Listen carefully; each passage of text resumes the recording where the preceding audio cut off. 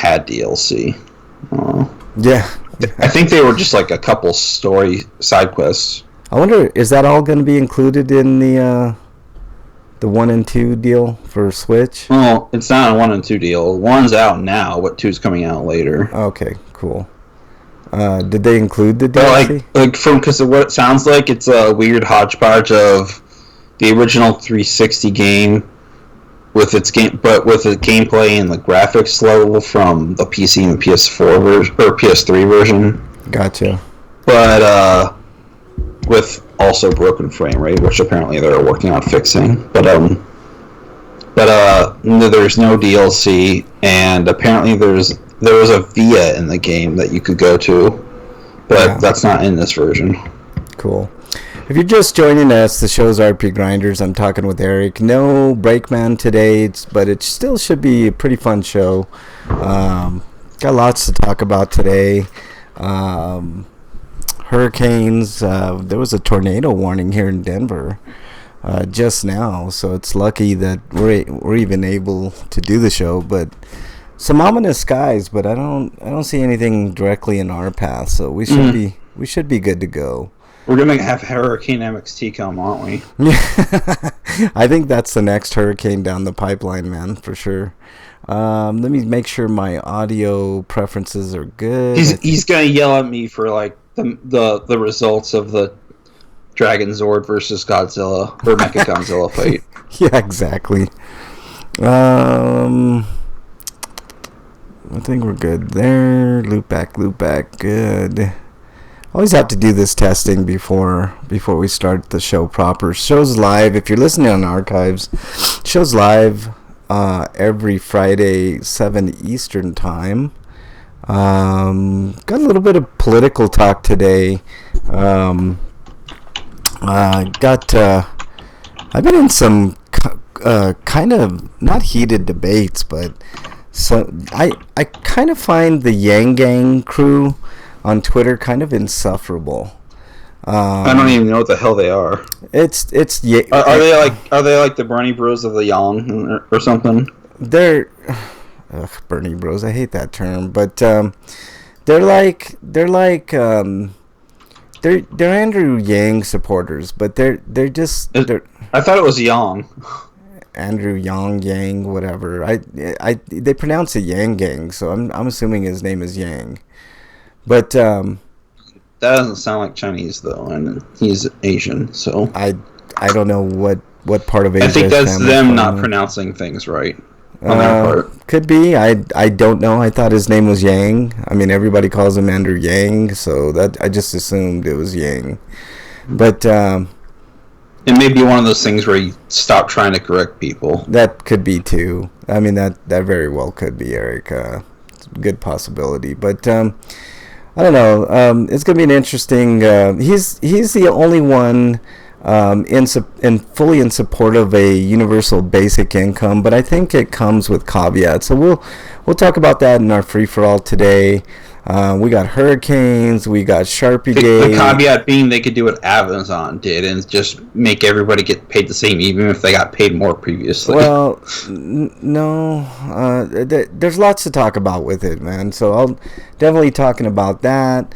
I'm gonna hold off on one of my high escapades that I had this week because it kind of involves Breakman, so we'll wait on that. But I do have in its stead another high escapade this week, so. That should be fun. A little bit of It Chapter 2, spoiler free. So, if you haven't seen, I forgot that was out. But I've been broke all week, so I haven't been able to see it. Yeah, yet. It's interesting. I'll talk a little bit about it, spoiler free, in my review. Eric has a Neo review, which I'm excited for because just the base game. Yeah, that's fine. I heard the DLC is like super hard, Like, I think the problem with Neo's DLC and its New Game Plus mode is that the New Game Plus mode might be closer to New Game Plus 7 in the Dark Souls game, which is way too high. Yeah. It doesn't look like anybody is in chat as of right now. If you're in chat, let me know. I just don't. Sometimes I don't see who's in there. So let me know you're in there if you're. And I heard with the various updates, they made the game way too hard, and they kind of ruined New Game Plus. So yeah, I did hear that about Neo. Well, Neo was hard to begin with, but not quite as hard as like the Souls. It's a lot more manageable than Dark Souls. That's all I could say. Yeah. That's what. Mainly because the game is a lot faster. Yeah. Okay, well... And it uses an elemental weakness system that you can exploit. Well, we'll definitely get into it when we do the show. If you're just joining, we haven't started yet. Show's RPGrinders. Breakman's on hiatus this week. He's on assignment.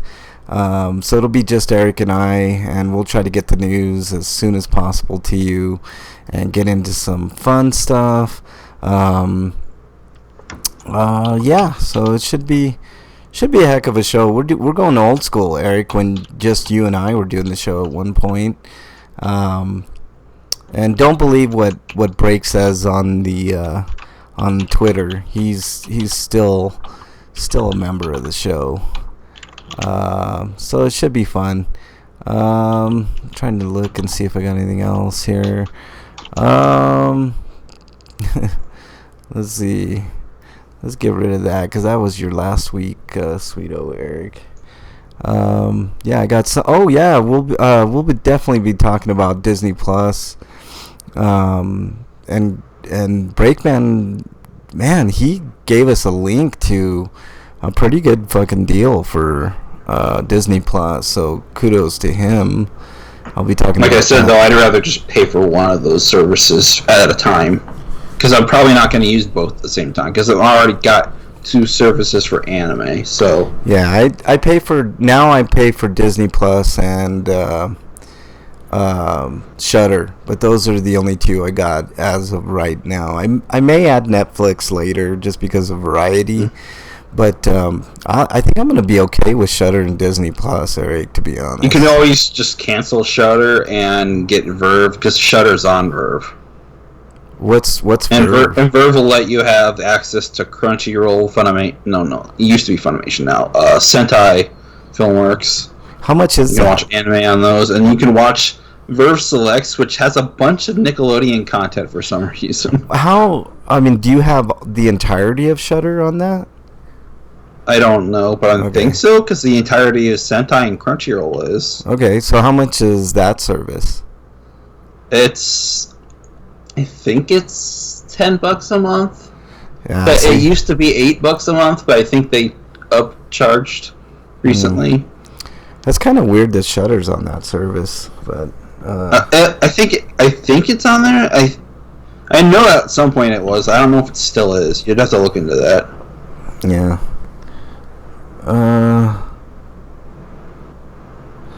Let's see.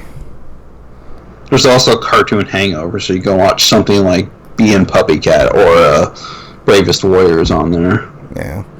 All right, Eric, are you about ready to get this party started? Yeah. Let's do it.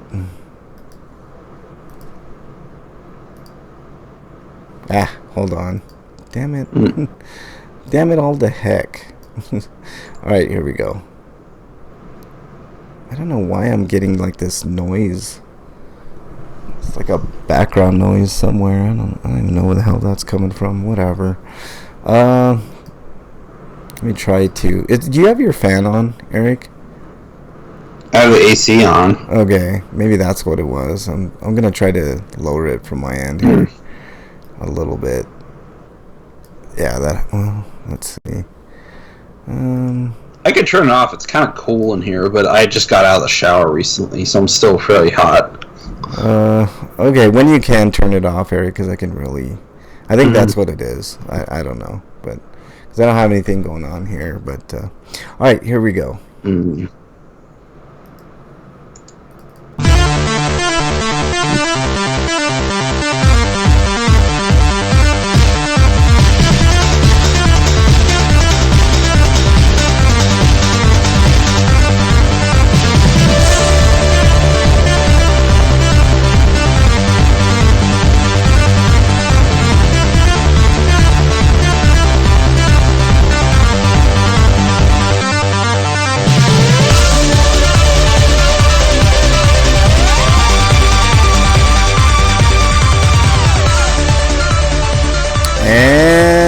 Welcome, everybody, to episode 556 of RPGrinders. I'm your host, Frank Branches, alongside my trusty cohort, Eric the Great.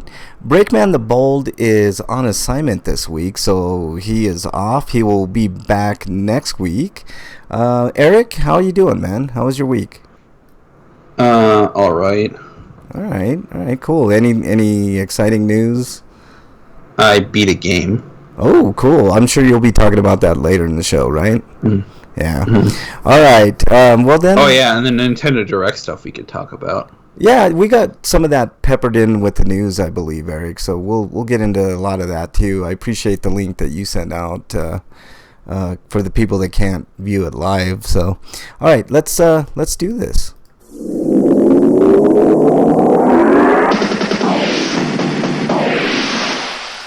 RPG News. All right, Eric. Okay, from RPG site, we've got Koei Tecmo announcing Fairy Tail RPG from Ghost Studios, and Fairy Tail is an anime that's based on the manga, and it's been around for over 10 years. It's one of the long tail shonen shows that are out there, but Gus is doing an RPG of it now. After all this time, I guess they figure since the anime's over, they can feel safe in doing one. Okay. But let's see, it's gonna be supervised by the original author Hiro Mashima, and the game will be revealed during Tokyo Game Show, which starts on the 12th. Okay. So almost a week from now. Anyways, there's not a whole lot of details about it. That's pretty much it. Yeah, so basically, if you're a fan of the anime, this might be fairly exciting for you. So. Yeah, because it doesn't sound like it's going to have an original story. It sounds like it's going to go through the entire story. All right. Which would make it a meaty RPG, because the show is long. But the show also drags on, because it's probably a show that was running alongside the manga, so yeah, they probably have lots of filler. Yeah. All right, Commander Root, welcome to the chat. Appreciate you joining.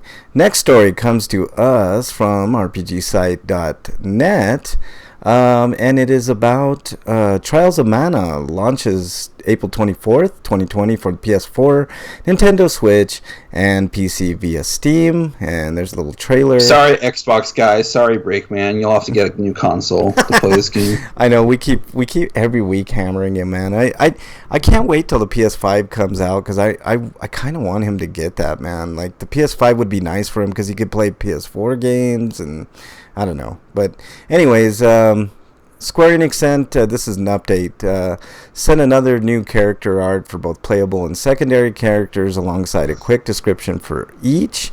And I'm looking at the trailer, doesn't look too bad. The only thing that bothers me is that Square Enix continues to hire not very capable voice actors to do the lines for these games.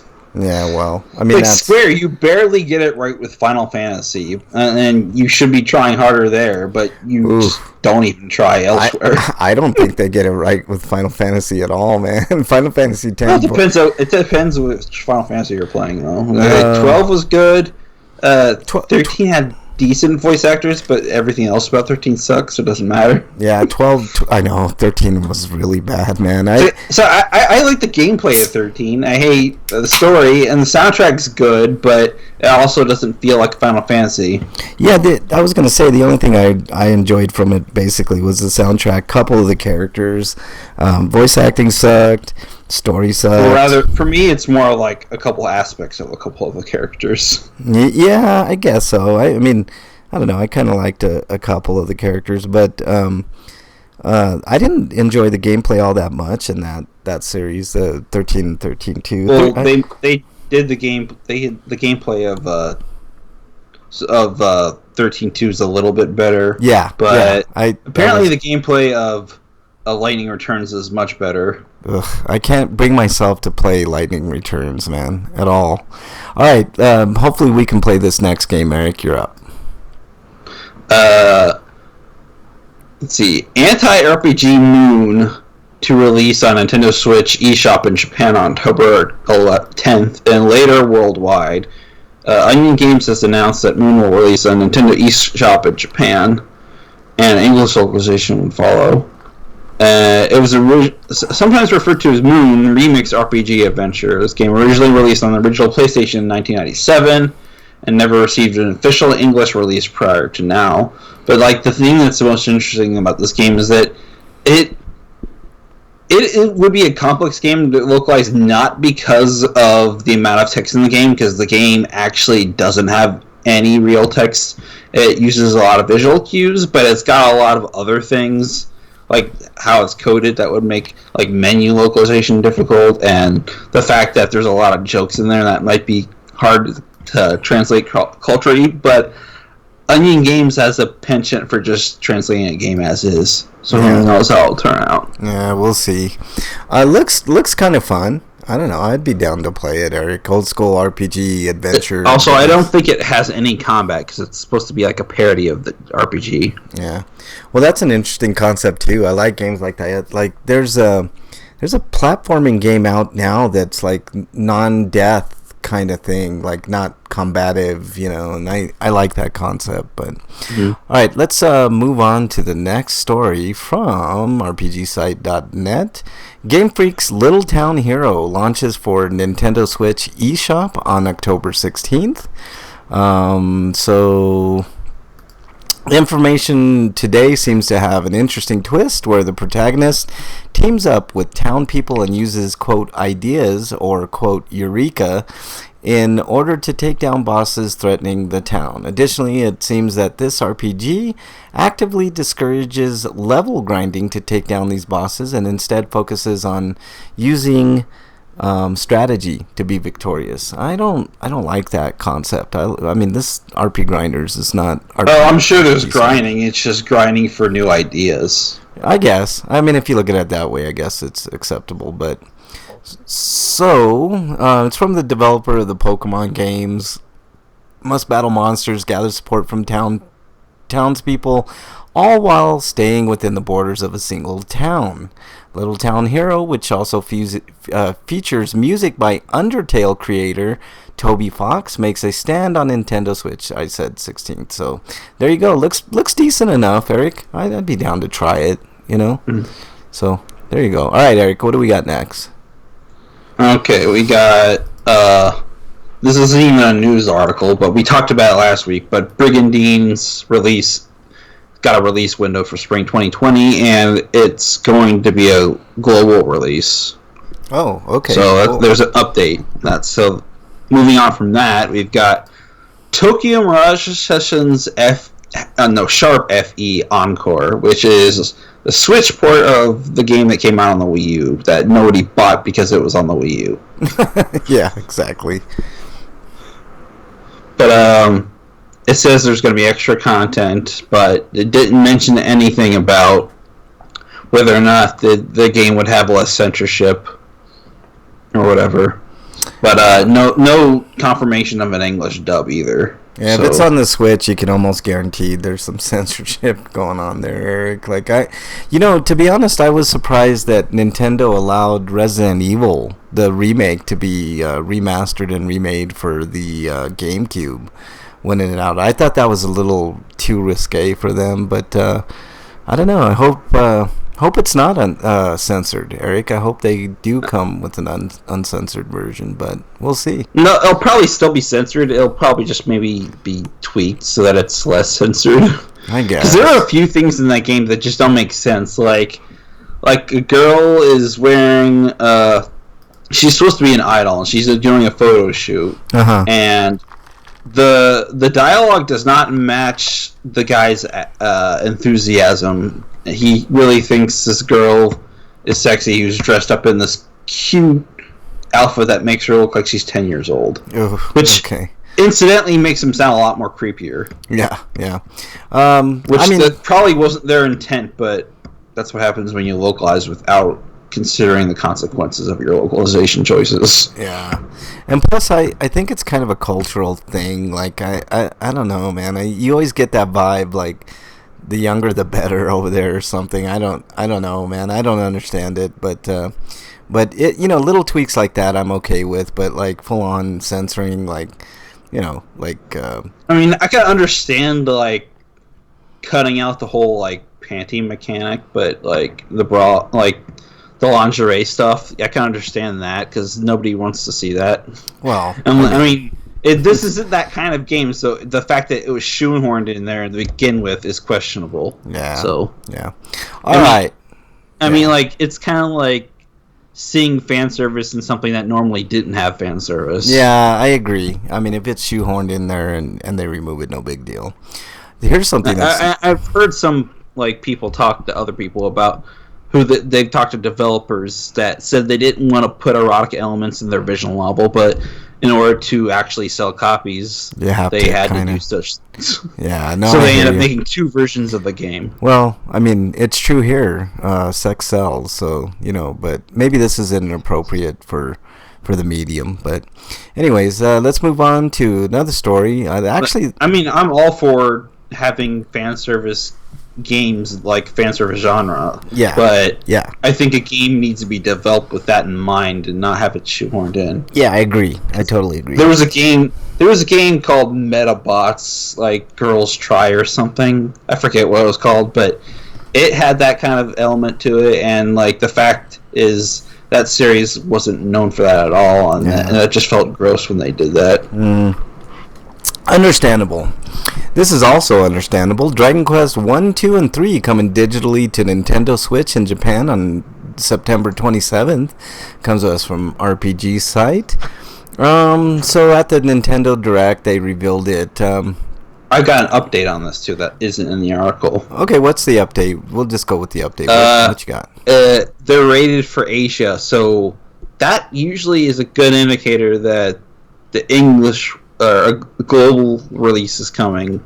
Yeah. Or at the very least, you'll be able to play it in English, because Asian releases tend to have English. It's been a long time since I played 1 through 3, Eric. Do you think they're worth playing? They're probably based on the mobile ports. Yeah, I'm guessing. Which a lot of people say are good, but I saw footage of 3 and it was too slow for my liking. It's like the SNES version is much faster than this. Yeah. But the music quality is better, so it's like, do you want better music or do you want smoother gameplay? Yeah, smoother gameplay would always be my answer. I mean, they could easily fix that if they put more animation frames into the game and sped up the movement of your characters. And I think the only reason why it was slow is because it was on a mobile device. Well, even on like the modern mobile devices should easily handle these games, Eric. Like I've seen.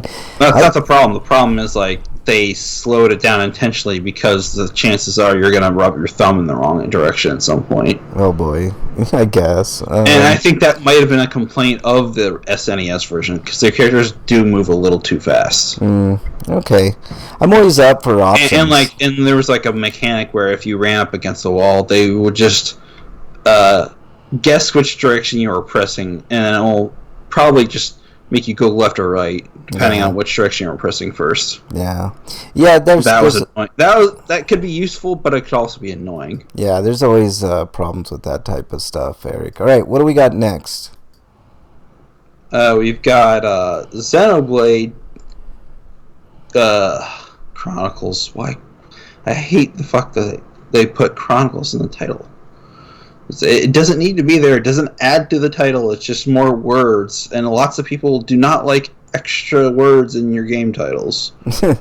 Isn't that how it originally came out, though? Or no, it was called Xenoblade in Japan, and then they called it Xenoblade Chronicles here because it works so well with Valkyria Chronicles. Yeah. So this is Steambot Chronicles. So this is part 1, and they're coming out with the definitive edition for the Switch, right? Yeah, I'm glad. And people are saying it's a remake, but it has extra content that was cut for the original release. But maybe it is a remake. Maybe they didn't even use the original engine; they just rebuilt it. I'm glad because I got Xenoblade Chronicles 2, and I'm a little lost on the story. So I'm hoping that if I play Xenoblade 1, they have nothing to do with each other. They don't at all? There's no references? Well, no, there is a connection, but you won't find that connection until the end of the game. End of 2 or 1? The end of 2. Okay. All right. Well, like, and I can't mention what that connection is without spoiling the story. Yeah, so don't spoil it. You'll understand once you play both of those games to their completion. Yeah. All right. Anything else? But the fact of the matter is, you don't need to play one to play the other. Okay. Anything else on this story, Eric? No. All right. But now I got to sell my new 3DS version that I got for free years back when I actually was writing for Gears Tactics. Yeah. All right. Well, it used to be called Games Tactics. Now it's Gears Tactics. Yeah. All right. Because they don't do games anymore. Okay. They don't do games anymore? That sucks. No, just hardware. All right. Next story comes to us from RPGsite.net as well. Torchlight 2 launches today. I don't know if this was yesterday or what, but it's out now for the PS4, Xbox One, and Nintendo Switch. And you can get it for, looks like $20, $19.99. And that's cool. That's a nice price. There's some exclusives. I have code for the Switch version, so I'm going to review that soon. There you go. That's cool. I got to write a lot of stuff. The only reason I haven't been running things is because I've got this little obsession called Neo that I actually sorted out. So that's cool, man. There's some exclusives. You get a unicorn for the Switch. You get a molten imp for the Xbox One. And you get a fairy for the PS4. So that's kind of cool. Each system has its own things. Key features: action-packed multiplayer, customizable characters, open dynamic world, pets, and fishing. That's kind of cool. I was interested in the Switch version specifically because I have the PC version already. So I already have the best performing version of the game. So I wanted to check out the questionably performing version of the game. Yeah.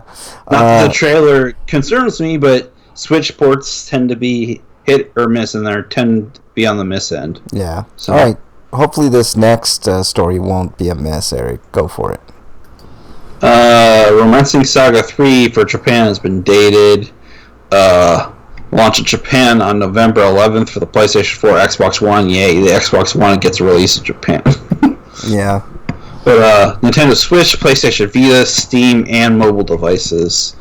And yeah, so they're doing it unlike they did Saga 2, where they released that on mobile first, and then they released that everywhere else later. Yeah. Much later. Yeah. But they got it right this time. But we have no Western release date yet, but we'll probably find out after it releases in Japan. Yeah. I'm going to say 2020. Yeah. I think that's a safe bet, Eric. Early 2020, because they could probably release it by the end of the year, but it doesn't make sense financially to do so. So yeah. All right. Next story comes to us from Gamatsu. AI, the Somnium Files Physical Edition delayed to September 24th.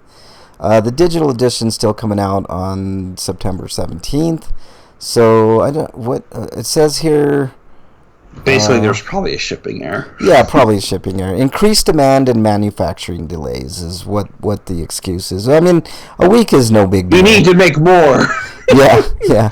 Week is no big deal. I don't fault people for like shipping delays and stuff like that. Like that type of shit happens. Plus, I'm guessing that the video game sector is going to be hit hard by these tariffs, Eric, eventually. So we can expect delays and more monies and stuff like that. So, all right, what do we got next, Eric? Okay, Rage and Loot for PC has been dated. We talked about this last week, but there was no real date for the PC release. PC version is coming out on December 5th, following the PlayStation 4 and Switch releases on October 18th in Europe and October 22nd in North America. Yep. And I do like the fact that it says it's a more mature psychological horror visual novel, Eric. So is this something that you're going to get your hands on, Eric? Yeah, I need to contact PQ about it, but I also kind of need to start playing their other visual novel that they have. Yeah. Well, and now that you're freed up, maybe you can do that, Eric. But, yeah. And in some fairly exciting news, this comes to us from Gamatsu. Deadly Premonition 2, Blessing in Disguise, announced for Switch, and Deadly Premonition Origins available now. So sometime in 2020. I seem to remember you not being down with it. I was down with it because it was so awful. Like people were like I mean, I'm totally down with it, Eric. Like I don't have any issues with that at all. Like I never played the first one, so this will be my hopefully be my opportunity to play the first and then go on to the second and see what everybody was talking about. I think it's like I'm not sure how much it costs on the eShop right now. Yeah, I don't know either. Well, the physical version of the game won't come out until November, being published by Access Games, and I think they're handling the digital release as well. Yeah, so that's cool. It'll give me a chance to play it and see how awful it is. I don't know if they did any improvements on the Switch version, which I'm hoping they didn't. I'm hoping it just and this is interesting. It's only coming to the Switch apparently. Deadly Premonition 2. Well, I think that's like a misnomer. I think like when they say that, it's usually like timed exclusivity. So like they're saying that to ensure sales, because if you think it's only going to be available on that console, you're only going to pre-order it. You're not gonna wait and see. Yeah. No, you might be right, Eric. All right, what do we got next? So it's only until money gets involved. Yeah, exactly. All right, what we got next? We've got... Hold on a minute here. Stay Cool, Kobayashi-kun, which is River City Ransom Story. For announcement... Well, that's what they're localizing it as, but it's probably Stay Cool, Kobayashi-san, Neketsu... Monogatari Mokike Sekimoto. Yeah, what Eric said there. Wait, maybe that is what it's called, but it's from the Neketsu series, the Kunio-kun series. But you play as his rival Kobayashi, who has his own adventure in this game. Does he eat hot dogs in this? And it's pixel art, and yeah, it looks like they're kind of aping the River City Girls look, but then again, they kind of like help develop the game along with Way Forward, so like this is their own take on it. Yeah. Stockholm, Sweden is in the house. What's up, Stockholm, Sweden? Host Me Raffles in the house, and Angel of Light is in the house. Welcome. Welcome on. The full name of the character is Masao Kobayashi, and his friend. Now, if there was a hot dog eating element in this game, that would be like the greatest thing of all time, Eric. I'm sure you can eat hot dogs. Oh, so. Sweet. All right, let's move on to the next story. That is a thing you can eat in Japan. Yes.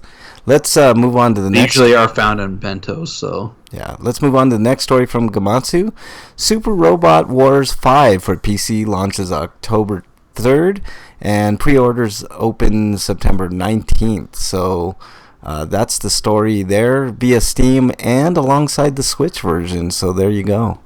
October 3rd on Switch, Steam version to be announced, standard editions, and I don't see any bonus editions, but yeah, there's the story, and we're sticking to it. All right, Eric, what we got next? Hold on a minute. I have to enter this age gate because I wanted to look and see the price of Deadly Premonition Origins. Oh. But we've got Super Robot Wars 5. Oh wait, we did that one. Famicom Tante Club 1 and 2 remakes announced for Switch. Let's see. Due out in 2020 in Japan. I hope these games fucking get localized. Because Nintendo, why are you ignoring a visual novel market? Yeah, this is a perfect game, considering that people like stuff like Ace Attorney. Yeah, why not? Why not, Eric? But and it's a remake, so it's like the perfect time to introduce people to this series. The remakes of the first two games, by the way, because there's at least a good 5 of them, I think. Yeah, it's interesting. And then the first two games have been remade several times. This is the latest. Yeah, they showed the original in the trailer that I'm showing for everybody on the stream, and they were like 8-bit visual novels, which is kind of cool. And the remaster, I guess this would be a remaster, Eric. Look really good. Technically, they're adventure games, but there's a lot of dialogue in adventure games, so you could conceivably call it a visual novel, get away with it. So yeah, it looks fine. It looks really good, Eric. So this would be something interesting to check out if they get localized. So there you go. All right, and the final story. I get the honor of the final story, Eric. This is actually pretty exciting. Puzzle Quest: The Legend Returns announced for Switch. I was a huge fan of the original Puzzle Quest. So now you can stop playing Marvel Puzzle Quest. No, Marvel Puzzle Quest is good. I don't think I'll ever stop playing that. Okay, but, wait. So publisher of this Deadly Premonition Origins, I contacted the wrong person about this, so I need to contact Toybox and ask about a review code for Deadly Premonition Origins. Yeah, there you go. But the cost of the game is, let's see, $29.99. Kind of pricey. That's kind of pricey. I'll wait for a sale if they ever do a sale, which hardly. I'm sure there will be. Ugh, they hardly ever. Now I need to look up Toybox, which is probably a Japanese developer. So yeah. All right, so here's some key features. If you guys don't know what Puzzle Quest is, it's kind of a match 3 RPG. It's fun.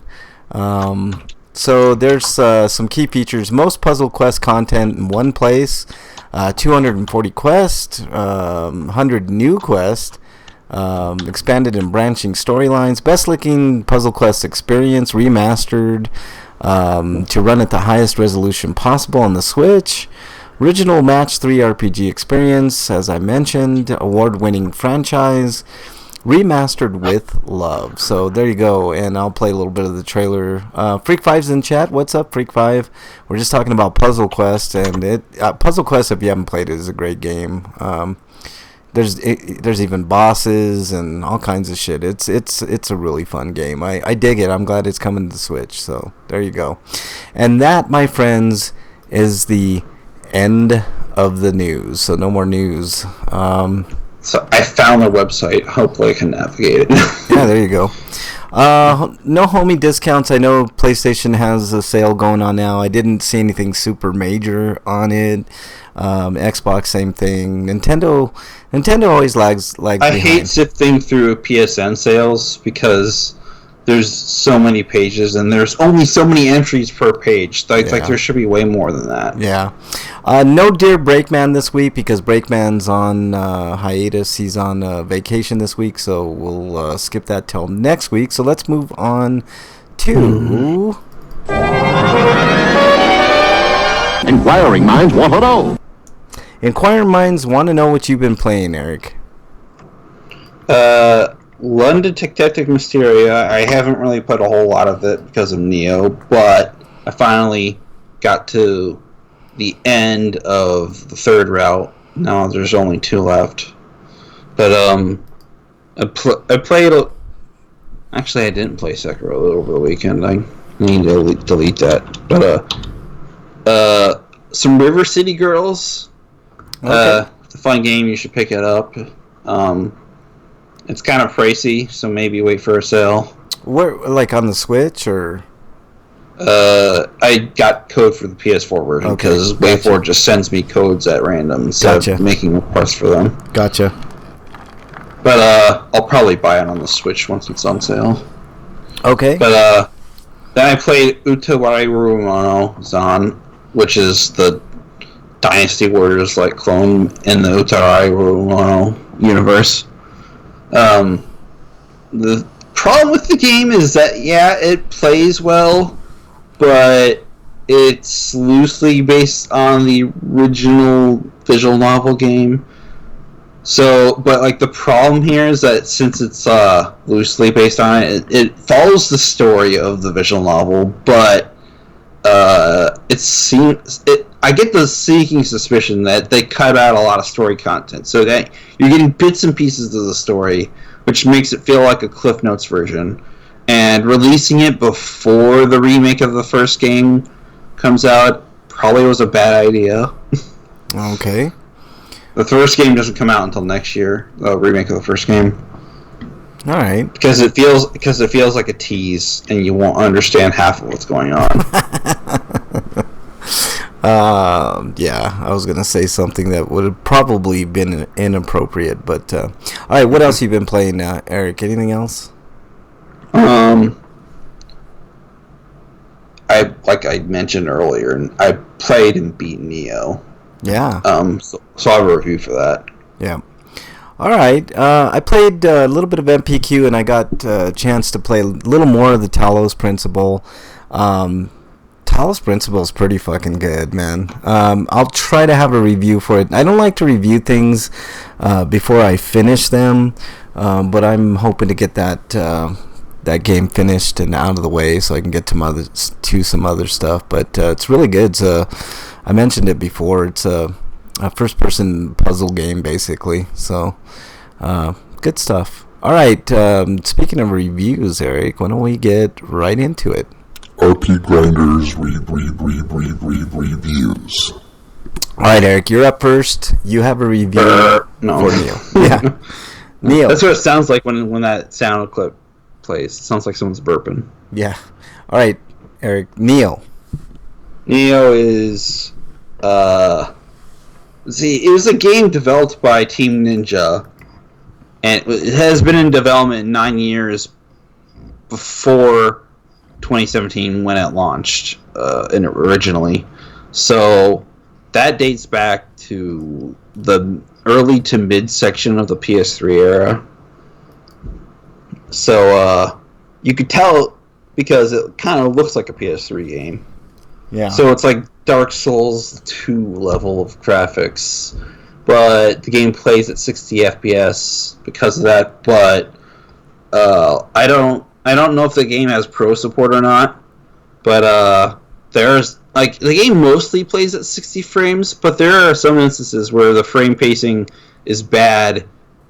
Well, bad frame pacing, the frame rate's gonna tank at some point, but like there are instances where the frame rates will spike, and the game doesn't know what to do with itself. Because like in one of the second to last missions of the second to last areas, or the last area of the second to last regions that you travel to in the game.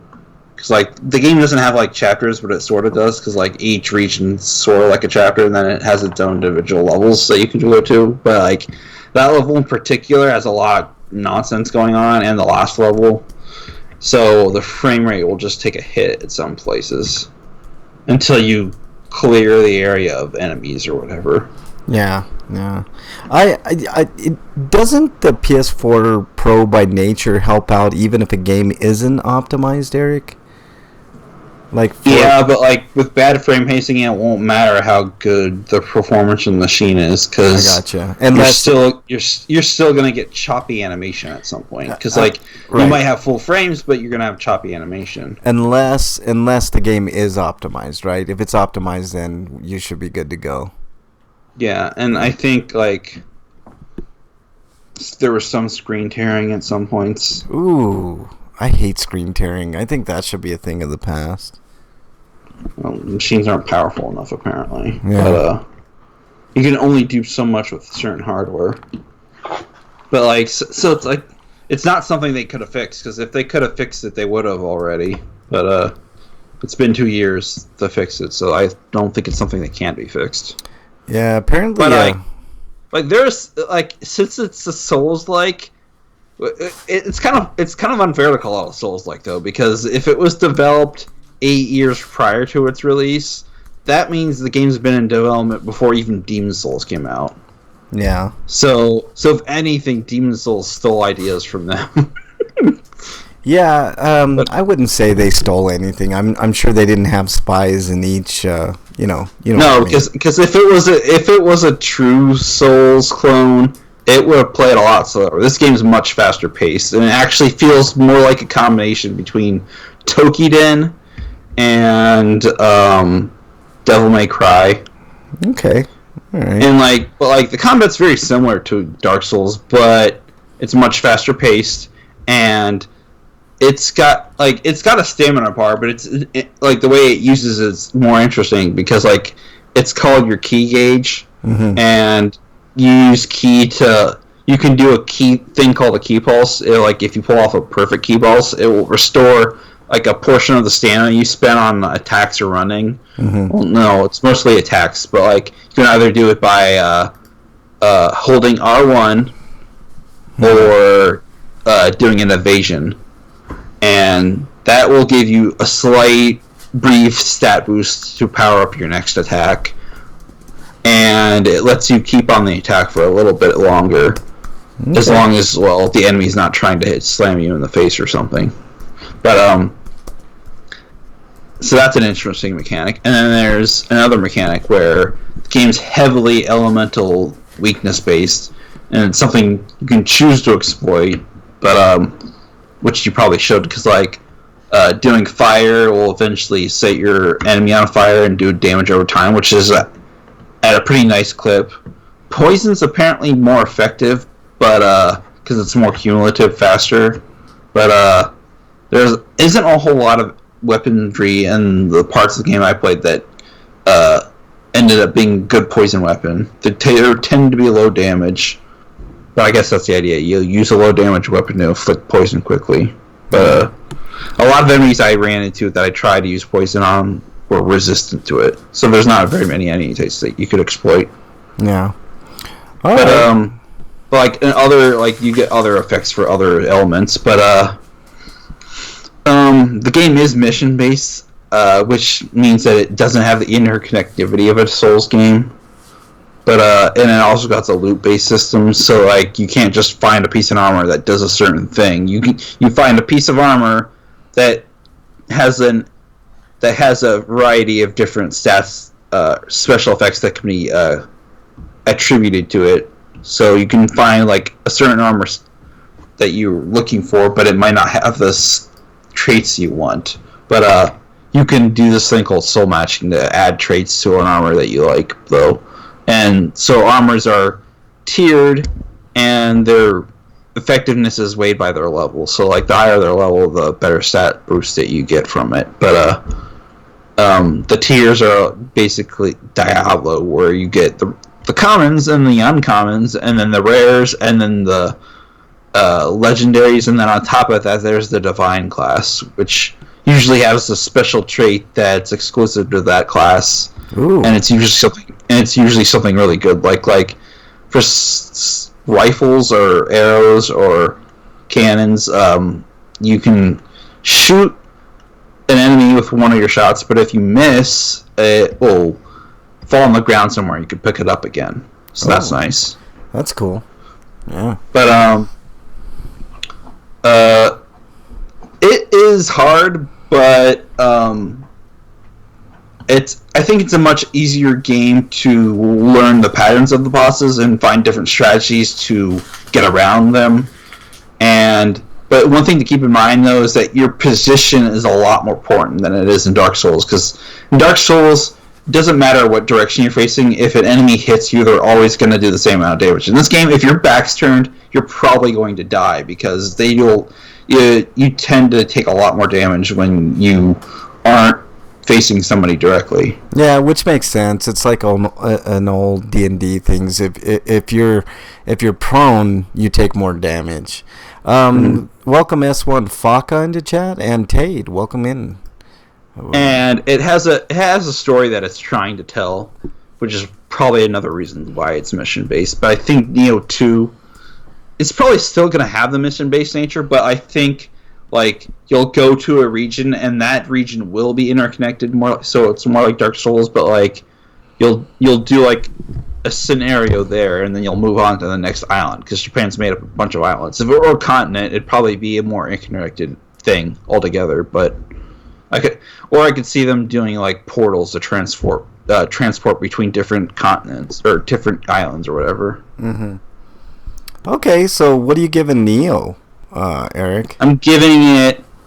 I didn't play any of the DLC, which I heard is really difficult compared to the main game. Probably on the same level of playing on the Way of the Strong, which is that version's of the game's New Game Plus, but apparently it's like jacked up to like 7 or something already. So, which makes the game very difficult on that mode. But it's only for masochists, I guess, or people who want to level beyond 100. But I'm gonna give this game an 8.5. Yeah, I know. Sterling raves about Neo. He really likes it. So, That's good. I would give it. The only reason I wouldn't rate it higher is because the performance is a little lacking on the PS4 version. But like, maybe this game would play better on my PC because it's at that Dark Souls 2 level of graphic detail that my PC could probably handle it. But I have not found a good price for the PC version yet. Yeah. All right. I'm going to do a real quick review of it, Chapter 2, spoiler-free, so you don't have to worry about me spoiling anything if you are listening. But if you're unsure, just fast forward a couple minutes. I'm not going to. You're talking about Freak having hearing aids, but Frank, you're older than Freak, so how dare you? You have hearing aids. I don't need hearing aids. How dare you? But anyways, it Chapter 2 is pretty good. I like the jump scares a lot better in this one, but I'm not a huge jump scare fan. I like them okay. But I think if you're relying on jump scares, then you don't really have a great horror movie. And this part 2, you need something that makes you feel uncomfortable even after you've seen the movie. I agree with that wholeheartedly, which is the reason why like movies like The Shining are they resonate. You know, I like the first chapter of it really resonated because it was genuinely scary. You have a really good actor portraying Pennywise. And I mean, Pennywise is kind of the highlight of the second it as well. But I think the main problem that I had with this Chapter 2 was it didn't seem like the stakes were super high because they weren't kids anymore. You know what I mean? So I think that took away from the movie as a whole. But there are but isn't that a problem with the original narrative? No. Yeah, I agree, but or especially compared to the original It movie. Well, yeah, I mean it's definitely superior to that. I mean that original miniseries on TV kind of sucked, other than Tim Curry. But I don't know. To me it was lacking a lot of good scares, and it didn't resonate with me like the first chapter did. I actually give it a 7 out of 10, whereas I think I gave it Chapter 1 like 9 out of 10. I mean, there's something lost in translation from being a kid to an adult, and it didn't seem like the stakes were as high in this one as they were in the first. So I definitely recommend seeing it. It's fun to see in the theater. There are quite a few jump scares that are good, and Pennywise is really good. Skarsgård does a really good job, and I'm on the bandwagon for Skarsgård as a new Freddy. If they ever do a new Nightmare on Elm Street, I think he'd be a perfect choice because he's like tall and lanky, and he's definitely got the acting chops for it. So I would hope that they would at least make a play for him. Bernie in chat says Bill Hader was good. Welcome into chat, Bernie. I didn't even see you in there. But yeah, so it's worth a watch for sure. Lurks is in chat. What's up, Lurks? Welcome back. So if you haven't seen it, which why would you have? Just came out today. I recommend watching it at theater. It's a fun time. It's not quite as good as the first, but so what? It doesn't need to be. And there's plenty of scares to be had in it. Just a different time. Bill Hader, that was the guy that played Professor X in the X-Men movies, right? No. Bill Hader is like what was Bill Hader in? He's been in a lot of things. He was on SNL, but he's been in a few movies. He's the guy with glasses. I like him quite a bit. He's the guy that played Beast. That's right. Yeah. Oh no, that's Kelsey. Didn't Kelsey Grammer play Beast? No, in the original X-Men series. I was talking about the First Class series. Oh, you might be right. That is Bill Hader. Wow, I didn't even think about that, Eric. But yeah, he's been in quite a few things. He's trying to look at his wiki it's here. It's funny though, because the old X-Men trilogy is supposed to take place after the first trilogy, even though timeline got shifted a little bit. But there's there's a definite gap between the ages of those actors. Yeah. He's been in like a lot of comedies like Pineapple Express, Tropic Thunder, Superbad, Hot Rod, Knocked Up. So he's a he was in Scott Pilgrim versus the World, Paul, Men in Black 3. So he's in more recent things. He was in Force Awakens. What else? Finding Dory, he was a voice. Ralph Breaks the Internet, Toy Story 4. And of course, It Chapter 2. So, he's been on Saturday Night Live. You probably know who he is. And he is the standout performer. His performance in the movie was really good. It's why I gave it a 7. Like, if it wasn't for Bill Hader, I would have probably ranked the movie a little bit lower. But all in all, not too bad. So I definitely recommend seeing it for sure, especially at the theater. It's definitely a theater movie. So, all right, let's move on to High-Scapade. Okay, so I actually have a few High-Scapades, but I'm going to hold off on a couple of them until next week. But I call this one Funky Butt.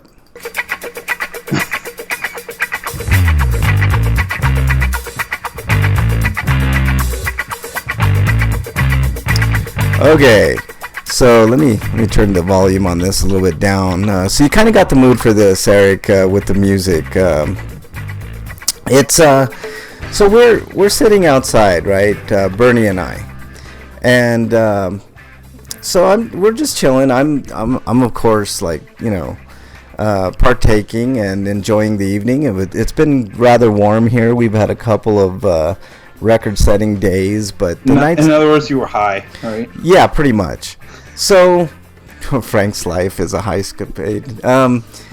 Pretty much, Freak 5. I'm not going to deny that. But anyways, so we're sitting there and just enjoying the evening, and all of a sudden, I feel like my ass kind of moving back and forth, and so I'm like, what the hell's going on here? I got a little bit of funk in my life, I guess. So I'm looking over, and Bernie's leg is moving back and forth. So she's actually moving the bench that we're on, and it's moving my ass. And so I was like, fuck it, I'm gonna roll with it. I kind of threw a shoulder roll, and just kind of got into it. And in my mind, I was imagining like a funky bass line, And so I told Bernie about it. So that's my funky butt story. I was actually moving without moving, and then all of a sudden I decided, you know what? Let's just do it. So yeah, I rolled.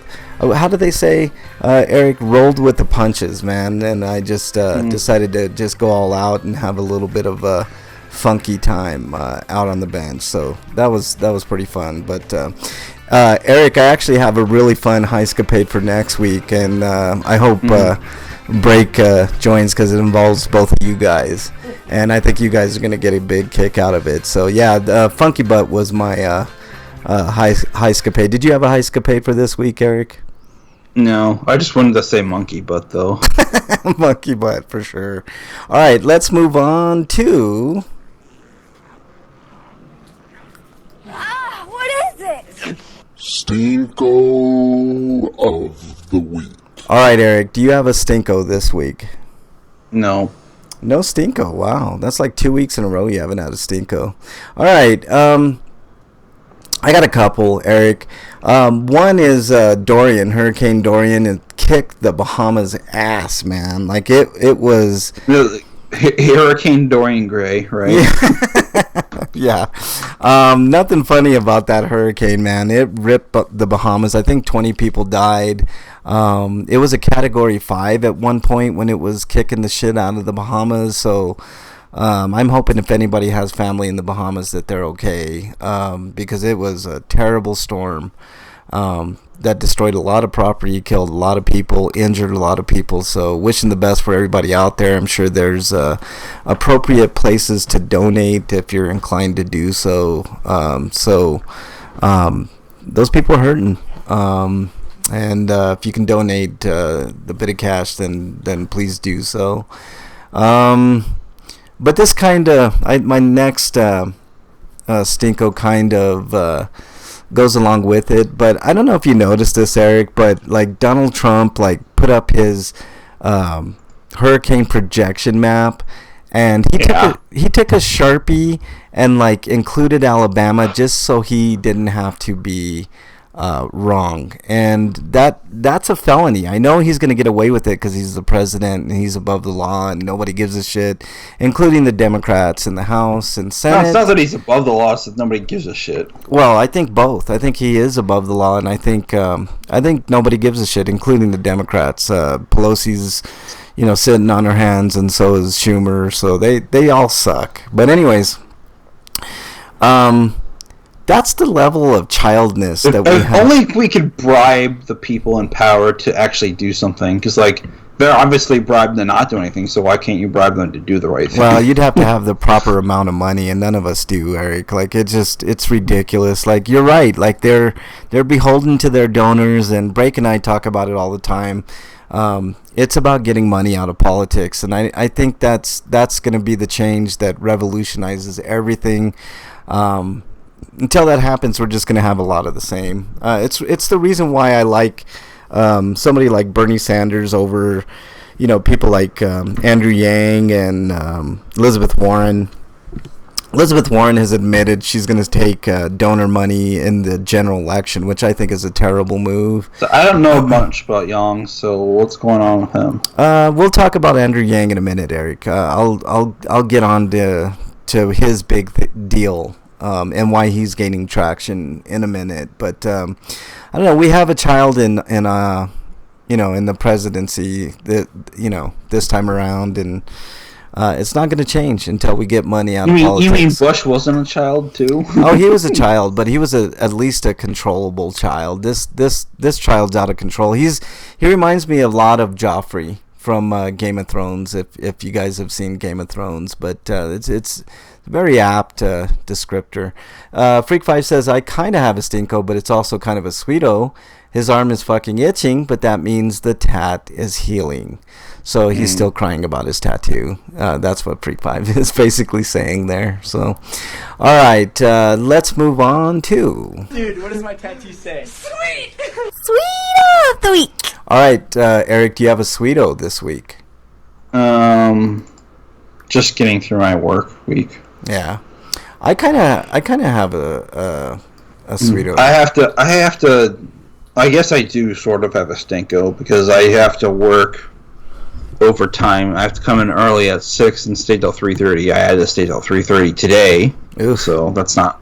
That kind of sucks, dude. I mean, yeah, I ought to get up early, but now I have to leave earlier. So now I have to make sure I get up even a little bit earlier now. Yeah, I can't sleep in. Freak5 says he is crying while stating facts. So there you go. Let's move on to my sweeto, Eric. Oh boy.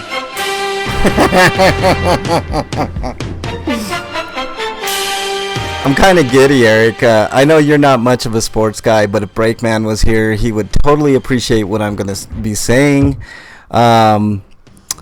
Football's back. Last night, the first game of the year. Baseball's ending soon, so yay. No, it's not yay. I like baseball too, but I really miss football when it's gone, man. And but basketball's picking up soon too, so yeah, I know, and I love basketball. I like a lot of sports, man, especially all four of the major ones. But yeah, but don't under any circumstances play the story mode of 2K2 or 2K, whatever the fuck it is now. Which one? Like basketball? NBA. Oh, yeah, shit. Have you seen the video online? It is the worst performance I've ever heard in a game ever in terms of voice acting. I picked up that game for like $3, Eric, digitally. So, because they had like this... I'm talking about the new one, not the old one. Oh, the 2K20 one, not the 19. Shit, that sucks. Yeah. But yeah, so I'm happy. Football's back. It's a huge void in my life, man. Like when football's not on, to me it just kind of sucks. I'm a huge Denver Bronco fan, so I don't know. It's just something I really like. Freak Five says another one of his Stinko's break is gone. I mean, it's probably something they'll fix later, but as is right now, it's the worst thing I've ever seen, and that's saying a lot considering how awful Chaos Wars was. Yeah. Freak Five says break is gone. That's another one of his Stinko. He says he watched The Boys and Umbrella Academy this past week. I love them both. So that's ringing endorsement there. Bernie says my pseudo is I got a pretty good job. Yay. That is cool. That is a good Sweeto. I also have another Sweeto, Eric. And kudos to Breakman. I got to tell him next week. Like, Disney Plus ran this sale. If you signed up for their D23 account, which I was already a Disney Rewards member, but all you have to do is sign up for their D23 account, which is no big deal.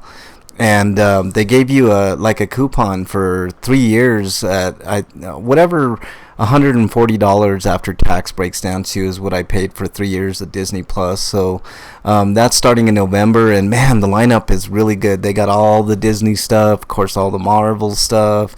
They even include National Geographic, which is awesome. So I'm really excited, man. I thought it was a really good deal for what you're getting. Well, they have National Geographic since they bought Fox. Yeah, so. yeah, which is really cool. I mean, I think that's... well, technically they bought Fox Studios, not Fox News, but Fox Studios includes things like National Geographic. Yeah, who the fuck wants Fox News, man? That's... I mean, who gives a shit about that? But, yeah, it's...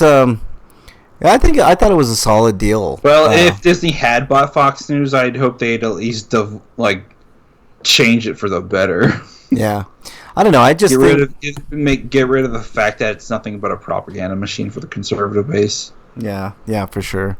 So I don't know. I thought that was a really good deal. It's like $45 a year or something, whatever it breaks down to, and you get all the Marvel stuff, which alone is probably worth the price of admission. All the Star Wars stuff. The Mandalorian looks good. It's coming out. I don't know, man. There's lots of good advantages to having that service, so I'm glad I got it on that deal.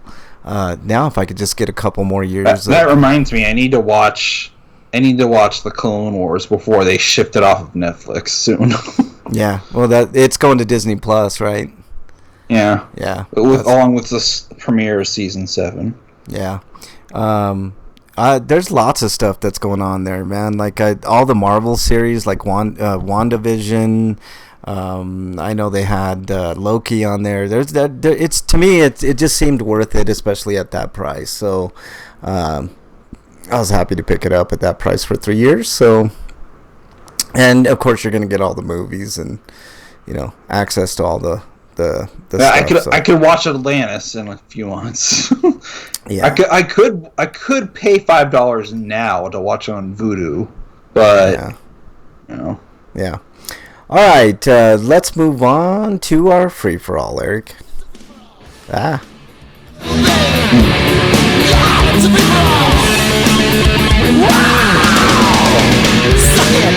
All right, this week's free-for-all, we talked a little bit of Andrew Yang a little bit earlier, Eric, but his big thing is universal basic income, and what that entails is he will give every American $1,000 a month.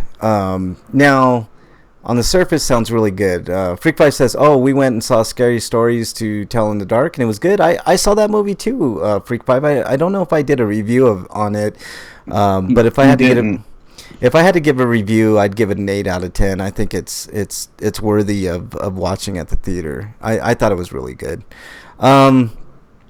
So anyways, universal basic income, Eric. So basically the government will give you $1,000 a month. Like I said, it sounds good on the surface, but there is a catch to the way that Andrew Yang, as far as I understand it, looking from the policy on his website, basically you have a choice. If you get government benefits, i.e. food stamps, etc., you have to make a choice. Either, those benefits or the $1,000 a month, which to me, what this reeks of is it will. Well, considering most food stamps programs are less than that.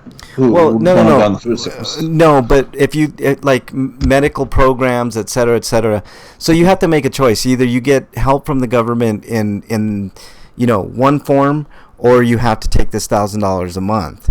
And the way that I read it, Eric, it would break down that if let's say you have a job or 2 jobs, it would actually help you out. You know what I mean? Because then you really wouldn't have to rely on the government for, a lot, like food and, maybe a couple of your bills, et cetera, et cetera. So, but if you're the poorest of the poor and you don't have a job, for instance, then it makes absolutely no sense. If you took the $1,000, it'd be way less than the benefits you would be getting from the government. So, in essence, it's not going to help the people that need it the most, and it's marginally going to help people that may need it, and it's definitely not going to help anybody that that doesn't need it in the upper tier of money.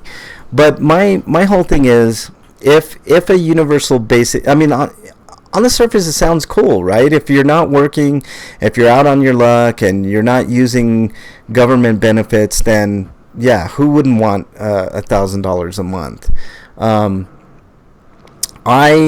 I personally think that it would harm the lower income brackets more than it would help, because if you count up like all the medical benefits that people on, let's say, Medicaid get, or Medicare, and all that type of stuff, along with like food assistance and dental assistance and everything else that people on those programs get, including welfare, it doesn't make sense to take the $1,000 a month. If you were to take $1,000 a month on top of all your benefits, then it would lift millions and millions of people out of poverty. So it's a really good idea, but the way that Andrew Yang frames it, to me, it's not about helping people. It's kind of like a government program with caveats. You know what I mean, Eric? Like it doesn't. The way that I read it, it's not something that's going to help a lot of people. So what makes more sense to me is to just focus on trying to not only work on do a universal healthcare program, but also to improve the economy in such a way that we wouldn't need a program like this in the first place. Yeah. Freak 5 brings up what the Yang Gang always tells me. There are many ways to do that, but the problem is nobody wants to. It wouldn't be needed, Freak 5. He says the UBI is going to be needed. Many jobs are going to be automated. It's predicted that in 20 years, most driving jobs will be done by self-driving vehicles. I get it. But you think that those truckers that are going to be out of a job due to automation are going to be satisfied with $1,000 a month when they're making like way more than that, Freak 5? It makes zero sense. Now, if you're saying, let's give everybody a universal basic income and they get to keep their Social Security, their Medicare, Medicaid, whatever, government insurance they're on, and we can give people a guaranteed job with a minimum wage of $15 an hour, then I'm all for it. And by the way, not everything can be automated. When you're talking about agreement, you're still going to need a technician to do service and maintenance every once in a while. Oh yeah, there's no question. And you're going to need the person to just make sure it's always doing what it's doing. Yeah, and if you're guaranteed a job that's paying at bare minimum $15 an hour, which is the bare minimum living wage, then I'm okay with the UBI. But if you're saying all you get is a UBI, no, I disagree with that. I mean, Freak 5, as well as I do, that rent alone would cost somebody almost $1,000, if not $1,000 or more. So what is $1,000 a month going to do with no benefits? It's going to do nothing. It's going to do nothing. And I understand the automation argument, but if you have... I could see it being a cushion, but for those who need more than a cushion, it's a little more than a Band-Aid. Everybody needs more than a cushion. I mean, you think if you gave a homeless person right now $1,000 a month, that would be sufficient enough to take care of that person? So I'll also don't trust the government to keep it up anyway. Yeah, so. there's. I agree with you, Freak 5. There are definite problems with the UBI. Now, if you came to me and you said, I think a UBI, it would be good if you gave it on top of all the other benefits, then great. I mean, then that would cushion the blow of the automation thing. But to give somebody $1,000 a month period, and they have no chance of getting any other benefit, it doesn't help the lowest class people. It does not. It actually hurts more than anything. So, yeah, it sounds good, It's like an insurance company selling you two different plans, but both plans are shitty. Yeah, no, that's right. So that's why, I'm fully on board with what Bernie Sanders wants to do. He wants to give us Medicare for all, which would be a huge boon. I mean, that would be a huge boon in money for people, and they don't even realize it. You're paying a huge tax with deductibles and co-pays and all that stuff. Universal Medicare for all eliminates that altogether, right? So now instead of paying, you pay a little more upfront in taxes, but you're getting the deductibles back. You're getting, the co-pays back. You don't have to pay any of that. So it's a net win for you. Let's say you pay. I've seen numbers on people that pay up to $12,000 a year or more on healthcare. Let's say you eliminate that, so you're plus $1,200, but let's say you pay an extra $3,000 in taxes, you're still up $9,000 a year. So that's a good start. A minimum wage of $15 an hour, that's a really good start because that's a living wage. And then a universal jobs guarantee is another good thing too. So even if you do, let's say you are that trucker and you're out of a job and you have no other skills, but the government says, well, we have a jobs guarantee. These are the jobs available. It may not be something that you want right now, but it's a guaranteed $15 an hour, which is a decent living wage. I actually think that should be $20 an hour, but that's a different debate for a different time. That's a good thing. Now, would I like Bernie Sanders to adopt a UBI into his platform? You're damn right I would. Because if you're that homeless person and all of a sudden you get medical benefits and you get certain housing benefits and you get an additional $1,000 a month, now we're talking about raising people out of poverty. And then people say, well, where are you going to pay for that? Pretty easy. We pay a little bit more in taxes, but the savings that you get from Medicare for all, let's say you reduce the military budget a little bit, there's some money to be had there. And I'm not even saying drastically reduce a military budget. I'm saying a little bit goes a long way. That $1,000 a month, if you counted all the Americans and you figured out how much it would cost a year, the military budget could easily absorb the UBI, and Medicare for all, with the additional taxes, would easily pay for itself within a matter. I think the estimates were within the first 5 to 10 years, it would pay for itself basically. I know there would be upfront costs and it would cost a little extra, but you know what? Wall Street can take that cost. We bailed out Wall Street. Now it's time for Wall Street to bail us out.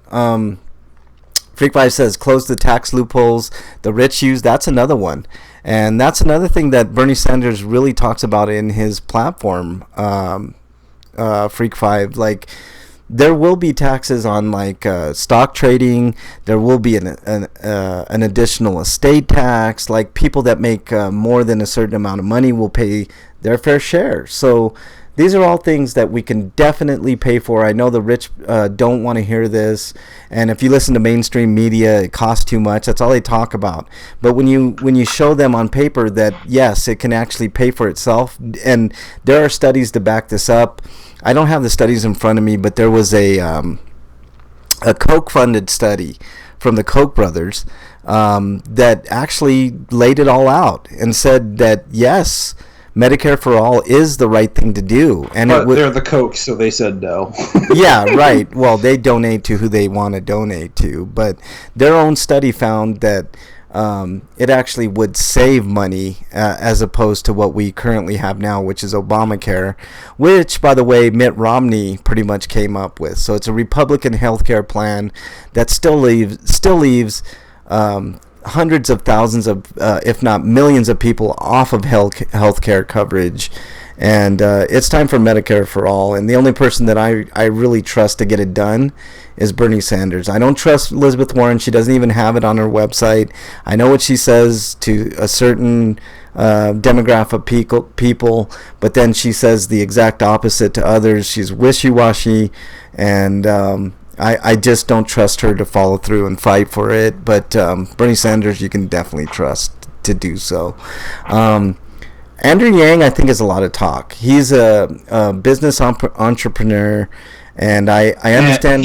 To me, he seems very attractive to centrists. Yes, and he is, like, even more so than somebody like Elizabeth Warren. I think Elizabeth Warren is a little left of Andrew Yang. He has the appearance of a progressive, but he probably isn't. Yeah, I kind of feel that way about Elizabeth Warren.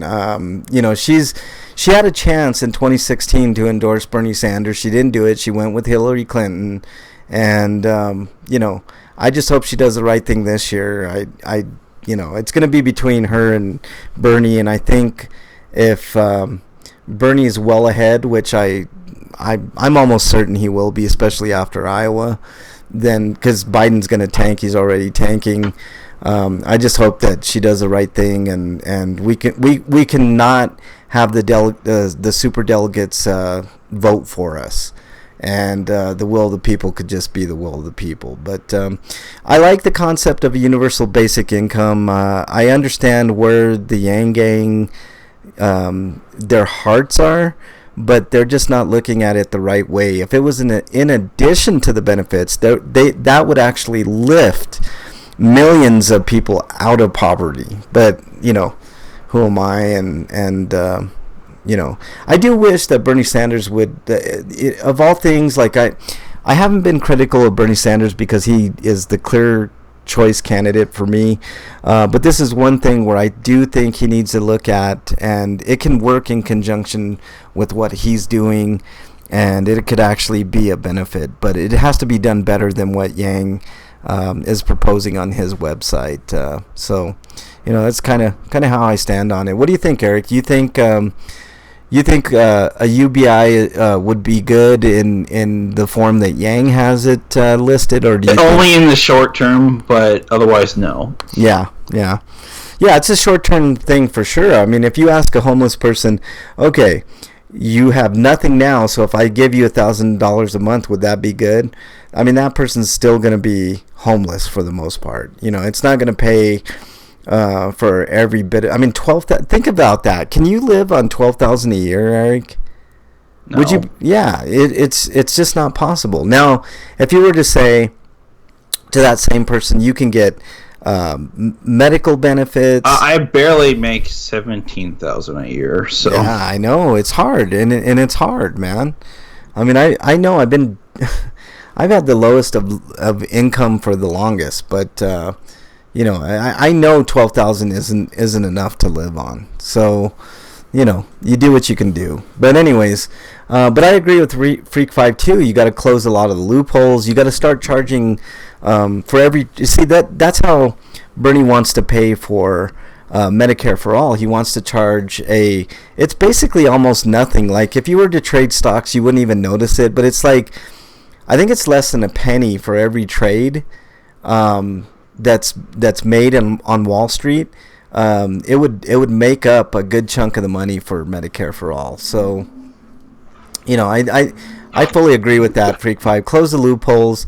Tax the rich their fair share. I think corporations are getting a pass right now. I know Brake and I have disagreed on this before, but the numbers are there. Amazon doesn't pay a fucking penny in taxes anymore. And if that's fair, I don't know what's unfair. I mean, it just, To me, it seems like it should be the opposite. I think the corporation should pay a good chunk. Back in the 50s, I think the tax rate was at somewhere between 70 and 90%. I don't think we should go that far, but I think 25 to 50% of their earnings, of their profit. I'm not talking about, like overhead and all that stuff, because that's detrimental. But 25 to 50% of the profit, I think it's fair. I think that's a fair tax for corporations, and they'd be just fine. Their CEOs might not make 20, 30, 40, 50 million a year, but they could definitely use a reduction in profits. So, I mean, that's kind of my feeling on it, Eric. Like, if it was on top of everything, it's like the money that they need for this would have to involve probably cutting military spending. Yeah, but if you were going and other useless things, but if you were going to do that, that money would be better used to actually, do universal health care. Yeah, I agree. But you don't even need a huge cut to the military budget. Like, when we talk about military cuts, people are like, "Oh my God, we're not going to be able to pay our military."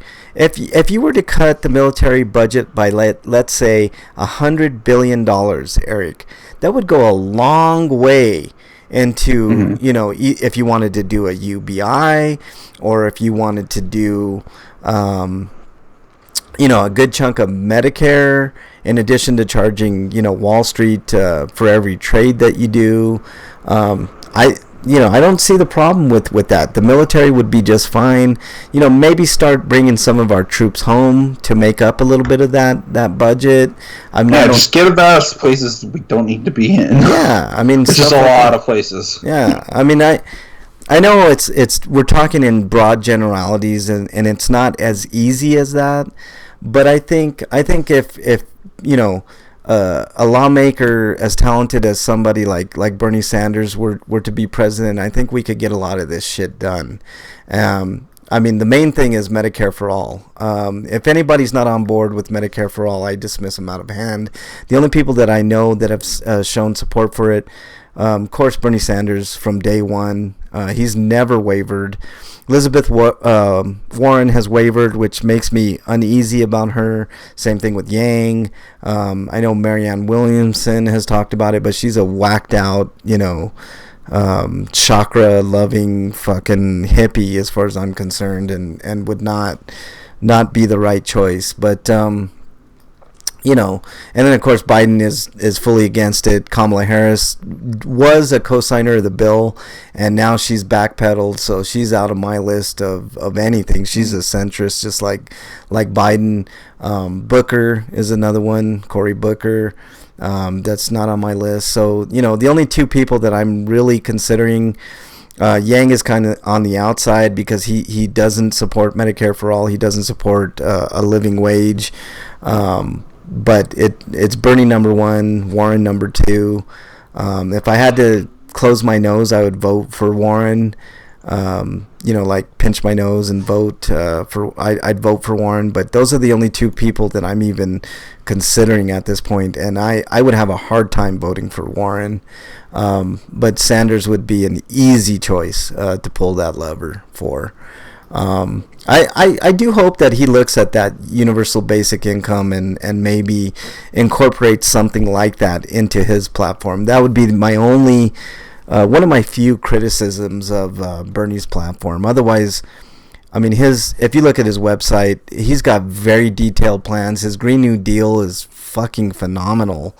I know AOC with Inslee and a few other people proposed a Green New Deal, but if you want to get down to brass tacks and look at a really comprehensive Green New Deal, just look at Bernie's plan on that, and hopefully he would get a lot of shit done as president. Mainly Medicare for all. Green New Deal is kind of like a pipe dream, but I think somebody like Bernie could definitely make inroads there. College tuition for free should be a no-brainer. I mean, the only way to really lift your country out of the doldrums is to be educated. It's been proven time and time again, and education is Or key. screw that. Like, how about K-12? Like, how about not having to pay for your school books? Yeah, that's that. Well, I'm sure that's in the plan. I haven't looked at the college tuition plan, but yeah, K through 12, definitely comprehensive on that too. And quit fucking with kids and their free lunches, please. Oh my God! And how about better lunches? You know what kind of shit that they serve for free lunches, Eric? Like they're like you can't even call some of that shit food. Like you go to different countries and they have like not gourmet meals, but like they have things like fish and healthy shit.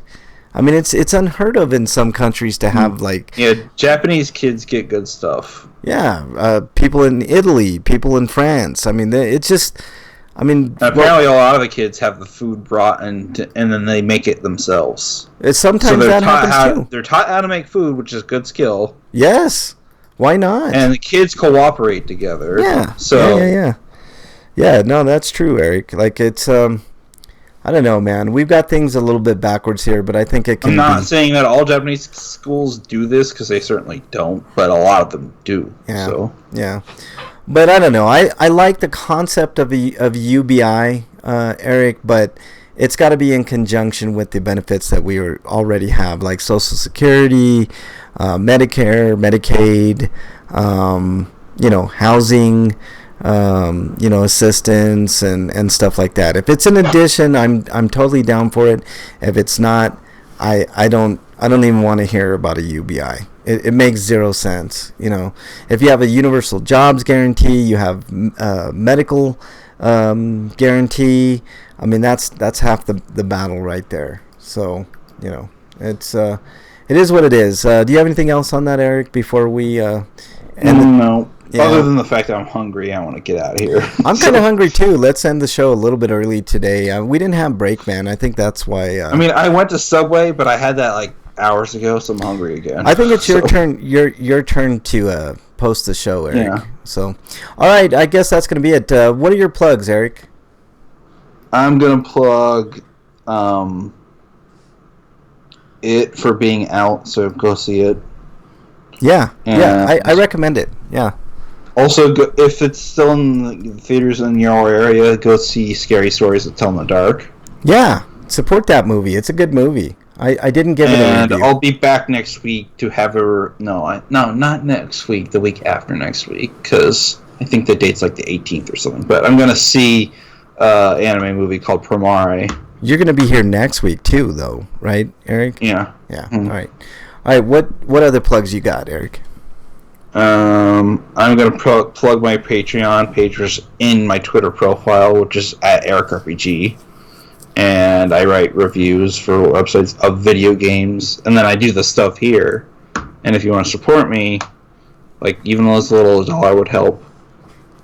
Yeah, go check out Eric Kelly on Patreon, and throw a little bit of money his way. He does really good written reviews, and of course he does good work on this show. So there you go.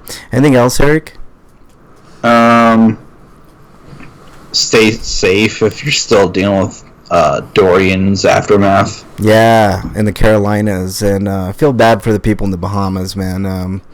If you can donate $1 or $2 to some of those relief funds, then obviously do it. Where can people catch you on all the systems, Eric? I know we never really get a chance to. Fun ET Man, which is spelled capital N on M on PlayStation. But it's just lowercase m on Xbox. Or there's my Switch friend code, which I've since updated my Twitter profile to remove my 3DS because no one's playing the 3DS anymore. So I know it's weird. Okay. Or I think you could just search me by name for a request. Okay. On the Switch, and that's the same as my Twitter handle. All right. What's your Twitter again, Eric? And it's Funny T-Man on Steam as well. So, Twitter handle is @EricRPG. Freak5 says, are you going to play some Friday the 13th tonight? There's a good chance I will, Freak5. I got to go eat. Is there crossplay with that game and the other two versions? Or I'm not or sure. Is it like, I think it's... Because I know Sony doesn't like that, but maybe I don't think they've tried to block it. I don't know is the answer. But there may not have been any to begin with, so... I don't think there is, Eric, to be honest with you. But I wish there was, because then we could all play it. But you should get it on the PS4. I don't have the Switch version either, though, so I don't have any version of the game. You can pick it up on the cheap now, Eric. Yeah, so pick it up. I'm not really into the 1 versus 4 or whatever. It's pretty fun though. It actually is really fun. And if you're playing with friends, like I played a couple of times with Freak5 and Dead Dog's Eye. I don't know your friend's name, Freak5, but it was fun because you kind of play in conjunction with each other and you don't have to deal with douches. I think Nintendo's working on getting crossplay for Overwatch on Switch, which is the thing that happened in the Direct. They announced it, the very first thing. Yeah. Get it for the PS4, Eric. Pick it up on the cheap. I think you can get it for like $10 or something. Then we can all play. So. I need to get I need to get a PS subscription. Yeah. Wait till November, and then it becomes real cheap, Eric. Like $40 for the whole year. So that's what I'm waiting for. But Peter from the Mouthy broadcast. I totally forgot Freak5. So yeah. Cool dude, really cool dude, and we have a good time. Like I suck at it, Eric, but it's fun. It's really fun. I have a good time with those guys. Good chance I'll be on there tonight, Freak5. I looked for you last week and I didn't see you. I was gonna play a little bit last week, but I didn't see you on there. I saw Dead Dog's Eye, Peter, but I don't know. But maybe tonight will be a good night for that, Freak5. So look forward to that. I got to go eat and stuff first, but I'll look for you. So yeah, if you were a Plus member, a couple months ago they had it for free. I think I got it on free, but I haven't renewed my Plus subscription because I haven't had a desire to do that. Oh, that's cool. Well, yeah, when you get it for $40, like in November, they'll have a sale. And then, you were out last week. Okay. All right, you can follow me on Twitter at Frank Branches. If you just want to harass me there, feel free to do so.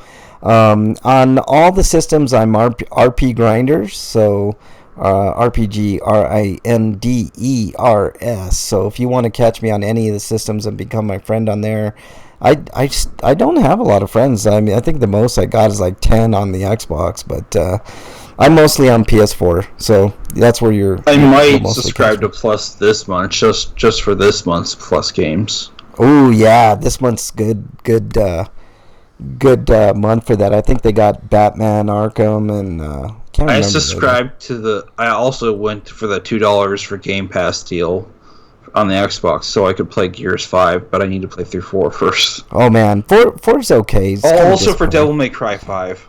4 just is like it ends all of a sudden, but 5 looks really, really good. And I mean, like it's not even like finish the fight like Halo 2; it's just over. Yeah, it just ends, man. And it's weird, but 5 looks really, really good. So, anyways, that's about. Thanks everybody in chat. Freak5, of course, was in there. I better start downloading all of those right now. Yeah, Angel Light was in there. Freak5 was in there. Commander Root, Lurks, S1 Faka, Tade, Windsock. I know there was a couple other people in there. I can't remember who you were. Oh yeah, Darksiders 3 was the other one for this month. So, but anyways, yeah. Thanks for joining everybody. Stay safe this weekend. See, what I like to do is I wait till the ass end of the month, then I'll subscribe because then I could pick up like 2 sets of games. Yeah, I know. Thanks to all the archive listeners out there. Thank you very much. If you want to send us questions, send them to @RPGrinders on Twitter. And we answer them all on the air. Do hashtag Dear Breakman if you have a relationship question or any question in general, and we always answer all the questions that you have. So that's about it. I don't have anything else. Do you, Eric? No. All Have right. a good weekend. Stay safe this weekend. We want to see you back here next week. Until then, we're out. Also, no funky love.